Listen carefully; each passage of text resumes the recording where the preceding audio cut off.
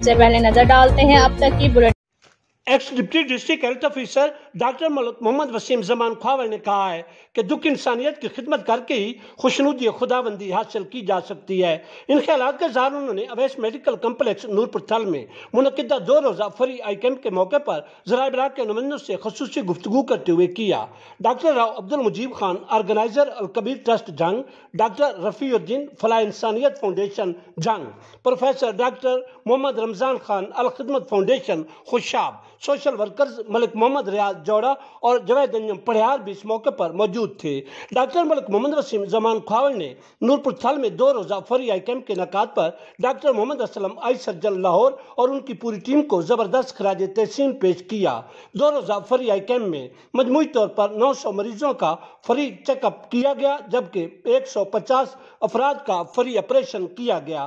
الکبیر trust جنگ اور ان کے معاونین کی طرف سے دور دراز علاقوں سے آئے ہوئے مریضوں کو فری معائنہ نظر، لینز، چشمہ اور ادویات وغیرہ کی مفت سہولت فراہم کی گئی تھی۔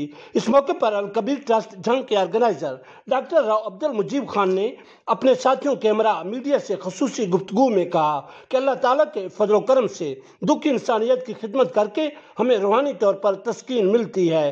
انشاءاللہ پنجاب کے اس پسماندہ علاقہ تھل میں تواتر سے فری آئی کیمپس کے انعقاد کا سلسلہ جاری رہے گا۔